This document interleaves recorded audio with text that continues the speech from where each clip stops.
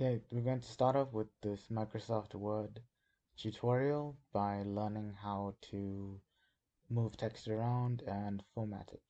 So starting off with, we have this dummy paragraph of text that we're going to use to play around with. So starting off, this is your Microsoft Word toolbar. It's got all your functions and tools that you can use to edit and format your document.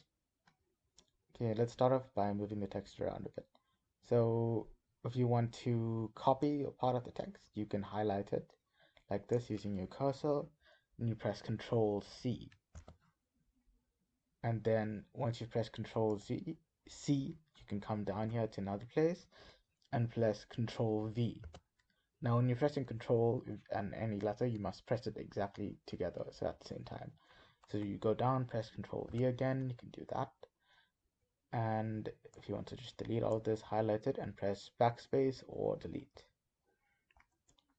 So coming back here, another way, if you highlight something, you can also right click and just go copy, and then go to where you want to copy it to and go right click again and paste options. So if you want to keep the source formatting, you go like this. If you just want to paste it as text, press that. So when you paste it as text, it'll be unformatted. It'll be on the default text of the word processor until you change it. So you can just delete that. But an easier way to copy it exactly as is to go Control C and then Control V. Now, let's say we wanted to find a particular word in the text. So an easy way to go about that is to press Control F. So that will say find. So let's say you wanted to find the word type. If you type in the word you want to find it, it'll highlight every single time that word or that set of letters is found in that order. So as you can see here, because this type setting is a word and it's got type as part of it, it'll highlight it. And then if you found something and you want to replace it, you just close this. You can go here, find and replace. So that's also how you find stuff. So you can go replace. So when you type in replace, it'll also give you the option to find and replace. So find, like I said before, would highlight where the word is found. It'll go the first one, the next one, the second one. Let's say you wanted to replace the word galley. So you go find.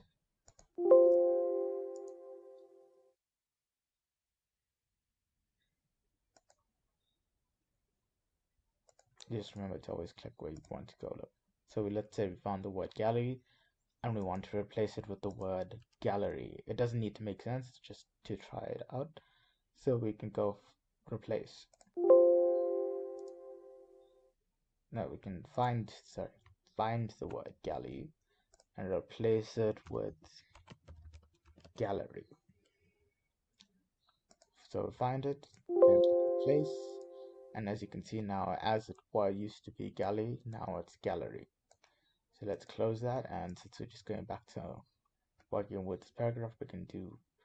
So let's say you make a change in your document and you want to undo it, you can press undo here, and we'll undo it. Or if you want to go back to the change you made, just go redo. So an easy way to do undo is to press Control Z and go undo it, and then you can just go back again if you want to. But now we're just going back to working with the document. So that's how you find, replace it, and copy and move text. So the next part will be working with characters. So when you have a set of text that you want to change, if you highlight it, if you highlight it like this, it will tell you what the current font is. Now let's say you wanted to change the font type to Calibri or whatever options. Let's go with Times New Roman and select that, and it'll change the entire thing to Times New Roman. Or if you undo that, and let's separate this paragraph. Let's say we only wanted to change this part. Go Times New Roman, and as you can see now, the text is different. The font is different. Well, this part of the text and that part of the text. So I'm just undoing that again. Let's start by changing it to Arial. We'll just go with Arial, or let's go with Calibri. And then this is the font size, so you can make it larger or smaller. So currently, if we set it to 12, it becomes larger. Then if we want it even bigger, we can make it 14. So for now, we're going to set it to 12. Oops. So we set the entire thing to 12 like this. Okay. So now we go, as you can see this part here, it's darker than the rest. That's because it's set in bold. If you want to set something in bold, you go here and you set bold. And let's say you wanted to make the entire paragraph bold, you click bold. If you click it again, it should set it all to bold. Just this part, sometimes it forgets to format the one if it was changed before. So now you have it all in bold. You want to go back to normal, highlight it again, and then change it back.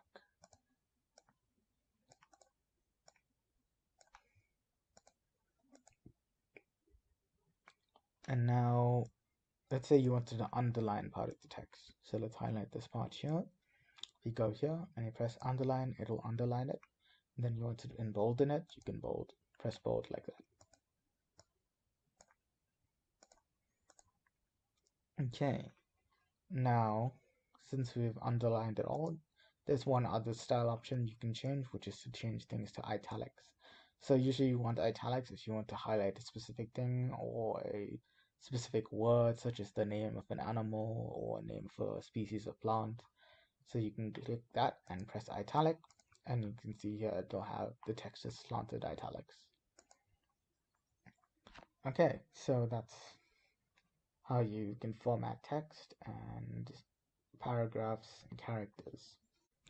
The next part of the tutorial deals with indentations and moving the text to the desired alignment. So here again we have our dummy text, and on this part of the toolbar we have the paragraph section. Over here you can see the different alignments. So you can either left justify, right justify, center align, or justify, which will evenly distribute the text.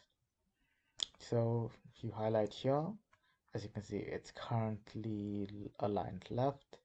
Let's say we want to align it right. We click this, and now it looks weird because it's aligned on the right.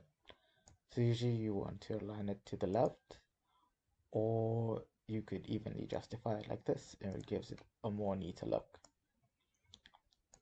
So sometimes you want to actually put it in the center, and to do that you will center it like this, and it will the format will look like this. It would be center aligned. So just to go back like this, so indents are used when you want to actually create a space between the margin and where the text starts.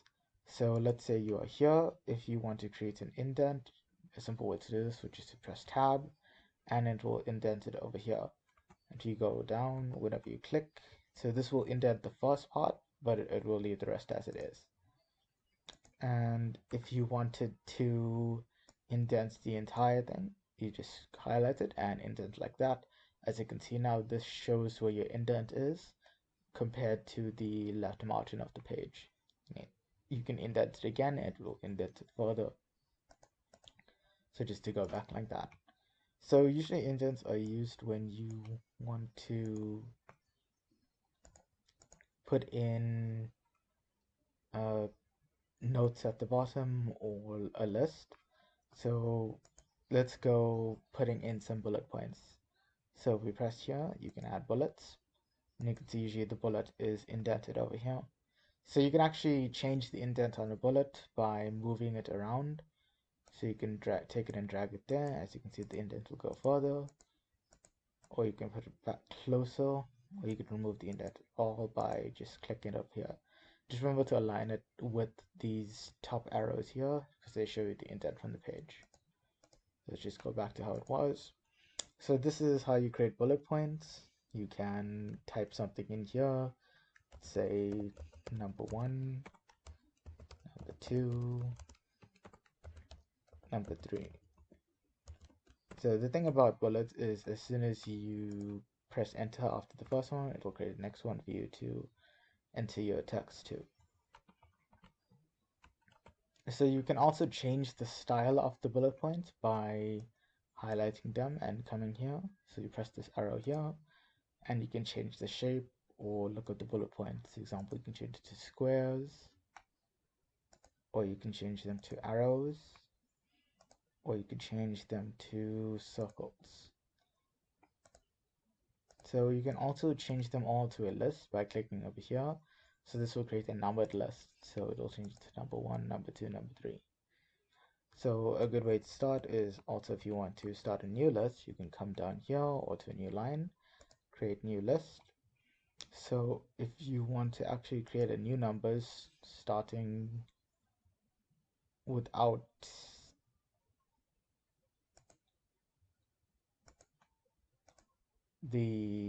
continuing from here, you can just end it off it like that. Go here, start a new list, or you could just, for a simple way to do this, would just be typing the number 1. That's automatically assigns it as a numbered list. Example again, number 1, set 1, set 2, set 3.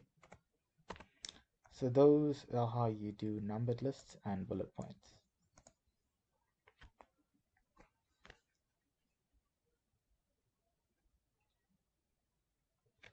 So just to carry on from there, the next thing we're going to look at is doing tables.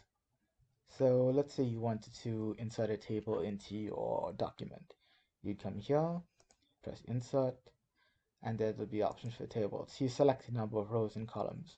For example, if you wanted a table with 1 column and 1 row, or if you wanted a table with 2 columns and 2 rows, or 3 columns and 3 rows. For example, here you can put the first 2 as headers. For example, sport and number of players.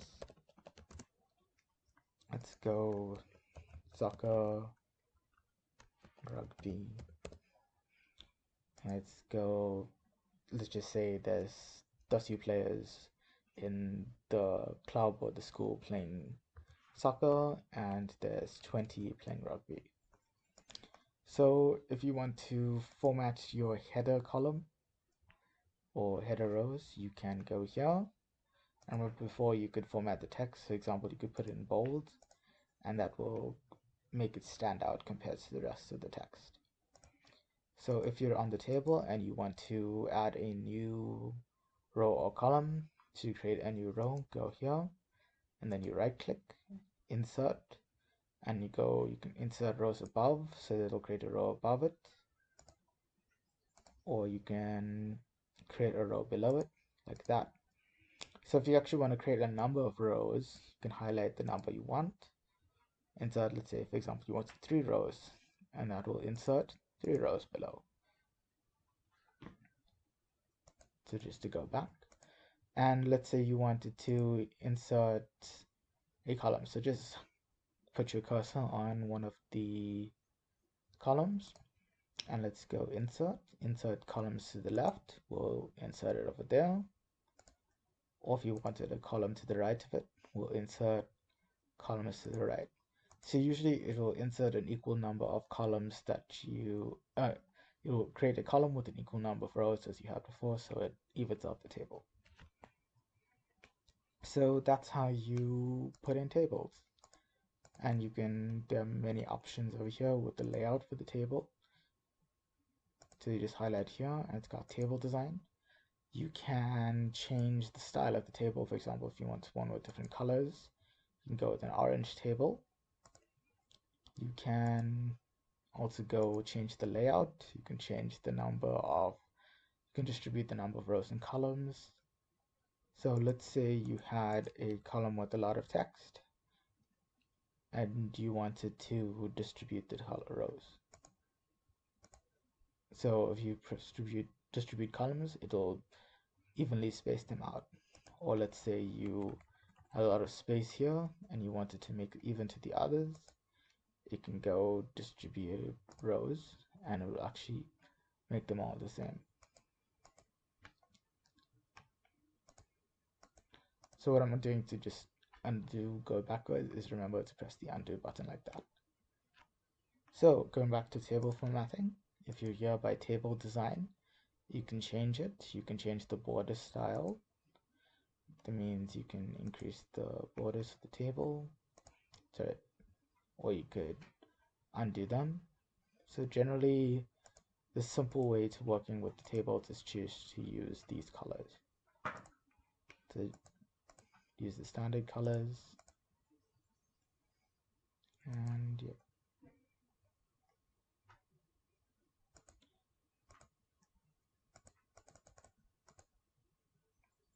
So actually what's been happening now is set on the border painter. So this will allow you to specifically target certain borders. So you want to unclick that just to go back to your standard ones. So now you can just change the colors there. Okay, so that's it for the creating lists, indents. Remember, like here, you can go back. That is an indent. That's a list, and then here is inserting and increasing table sizes, number of columns, and number of rows, and to formatting the style of the table.